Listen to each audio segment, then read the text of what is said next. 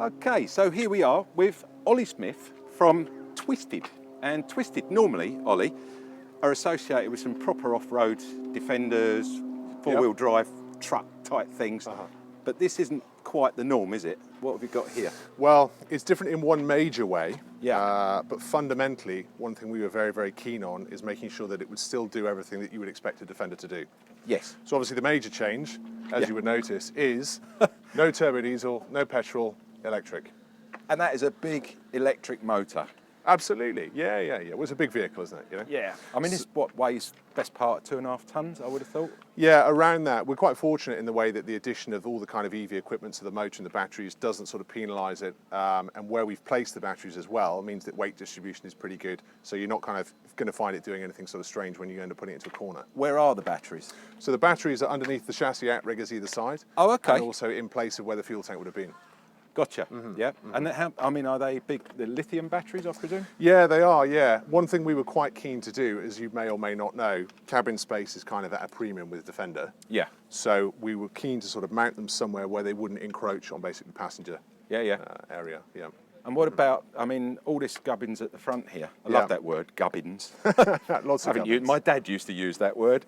All this gubbins at the front here is basically the motor that drives the, and I presume it is still a four-wheel drive, isn't it, obviously? Yeah, absolutely. So going back to what we were saying about keeping it inherently Defender, one of the things we were very keen to do when we set about basically getting this conversion developed, we didn't really want to be using sort of salvaged Tesla parts or any existing things that were on the market.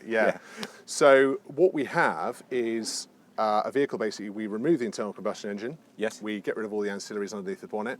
We take the gearbox out, but the crucial thing is we do keep the transfer case. So you've still got high range, you've still got low range, you've still got diff lock. So it will still do what a Defender needs to do. Gotcha. Now within that, we've also got certain modes as well on the powertrain. So we've got sport mode, and then we've got your sort of economy / comfort everyday mode. Yep. We've got towing mode, and we've also got off-road mode as well. Towing mode? Towing mode. I like that. Yeah, absolutely. So you've got to have it for your horse box. Well, the nice thing about this is you've got a linear torque curve, so you've got all of your pull from zero, basically. And one other thing we've done as well is we've increased the wading depth from 500 mil up to 900 mil now. I was going to ask about this going in water. Because let's face it, this has got batteries. They don't mix well with water. Well, I had a client say to me, he does a lot of salmon fishing up in Scotland, and he said, look, if I drive through a river, is it going to end up in a shower of sparks and lots of floating fish around me? And I said, well, we're quietly confident that's not going to be the case, but if it does, it saves you having to stand on the riverbank. And not that I'm a range anxietist, but range, what is the range on this? So this surprises people a little bit. Yeah. So on the 90, the short wheelbase, we're looking at just over 200 miles. And on the 110, we're looking at just over 250. Wow. Yeah, so people think obviously with a larger vehicle you tend to get less, but it's super simple. We've got more physical capacity to bolt batteries to it. Now, I've driven all the Teslas, and I've driven a number of other electric cars. Yeah. They're generally very, very swift off the mark because there are no gears as such. Whereas this one, I presume, does have gears because of the off-road capability. So the gearing basically is taken care of through the transfer box, but as far as speeds go, it is a single speed. Same as all the other electric vehicles. That's exactly that, yeah. So again, is it rapid? Yeah, it's got some punch off the line for sure. And again, it all comes back to that sort of torque curve that you've got everything from zero all the way up through. Yeah. Because this is the very final prototype version we've got. It's similar kind of feel to what I would probably say a very well sorted TD5 or 2.2 diesel. So we're producing about sort of 214 horsepower. But one thing you do see, which is markedly increased, is 380 Newton meters of torque. Wow. So it's a bit of a step up torque-wise. But because we're not looking at stratospheric figures for that, it does mean that we can retrospectively put this conversion on an existing vehicle without having to really go into it and completely change the whole thing. So you still need a donor vehicle for this? For sure, yeah. And then, so you get your donor vehicle, you come to Twisted, and Twisted go, right, leave it with us for the next however many weeks. We'll convert it all for you, and then you deliver it back and... Yeah, it's exactly that. So say, for instance, you've got a vehicle already, or you'd like us to source a vehicle for you. Yeah. Bring it to us. 2 weeks to carry out the conversion. Yeah. So it's a pretty fast kind of turnaround.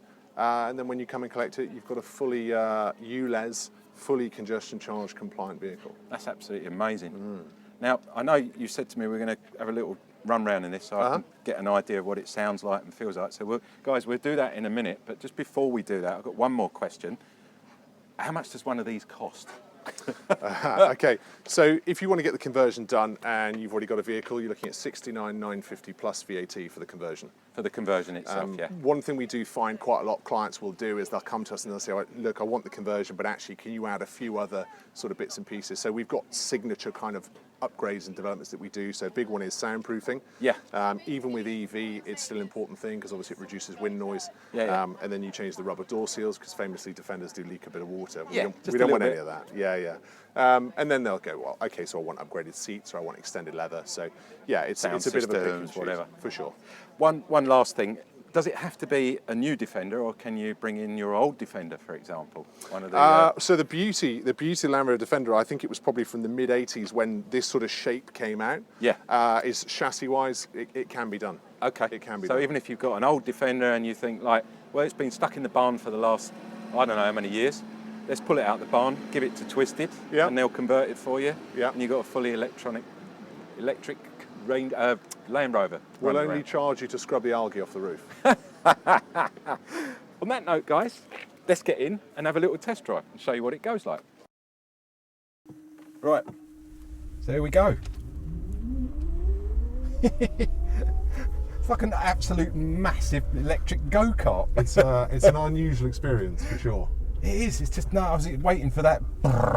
Yeah, it is an unusual experience. Are we going to knock the cones down? Navigate this. Brilliant. We're okay. Nice thing about a Defender is, despite the fact they look quite large, they're actually quite narrow. Yeah, that is true.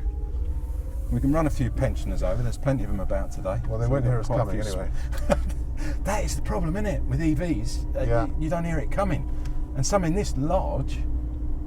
Well, that is a factor for sure. I think certain companies are looking at adding kind of auxiliary sort of sound units on them and things like that, so that people do hear them coming. But Yeah. a large percentage of where our inquiries have come from is central London, because people are wanting to kind of combat ultra low emission zone congestion charge and things like that. Of course, And- yeah, it's perfect. Yeah, isn't it? I mean, for that application, it's absolutely ideal. Yeah. And with the range that we've got, I mean, you're looking at charging it probably once a week, once every 2 weeks.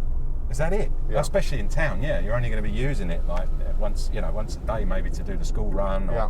down to the supermarket or whatever. I tell you what, it's quite surprising that the noise. I mean, expected it to be that sort of typical buzz that you get from an electric motor. Yeah. But it's nowhere near as bad up front here as what I thought it was going to be. I thought you'd hear a lot more. No, it's pretty good, to be fair. Yeah. It's pretty good. And again, because we're kind of considering this is sort of late stage prototype as well, so Yeah. not a million miles from the finished article. Yeah, we're very happy with it. And with the fuel gauge, you change that to an amp meter or something? Yeah, so what we've got here, we've got on the right hand side, you've got a speedo. Yeah. On the left hand side, you've got your battery percentage gauge that shows you percentage charge remaining. Okay. Here we go. We're going off road. We've now. also got an auxiliary screen in here which tells you in actual sort of miles what your range is left, but that will eventually end up being mounted on the centre console, so you don't have to sort of Gotcha, look yeah. down to get to it. And then you've got battery temperature and you've got motor temperature as well.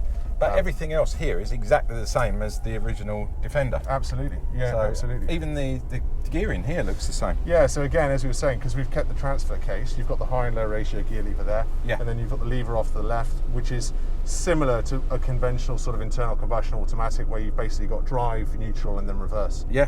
Yeah. And so how do you put this into the different modes, the off-road, and you said like So on the actual gear lever, there's a swivel, Yeah. a sort of a bezel around the edge, and what you do is you click those round, you can then select from sport to eco to towing to off-road mode. Okay. Yeah. And do you have to be stationary to do that, or can you? No, do it you on can the do road? that on the fly. Yeah. Yeah, absolutely, absolutely. But apart from that, I think this is smashing. I love this idea. It's very civilised, isn't it? Yeah. It's very civilised. I mean, at the end of the day, they were big old diesel things, weren't they? I mean, will this pull the same amount of, I know it's Yeah. got a lot of torque, but has it Yeah. still got the pulling power? Absolutely. I mean, towing capacity on Defender anyway is 3,500 kilos. Yeah. So we're exactly the same as that. With So the it doesn't electric. change? It doesn't change anything at all. No. not So at why all. have a diesel engine then? Well, this is the question. This is the question people are beginning to ask. And if you want something as distinctive as a Defender, and you want something that's going to stand out, but at the same time you want to have something which is slightly more kind of environmentally conscious, then this is the vehicle.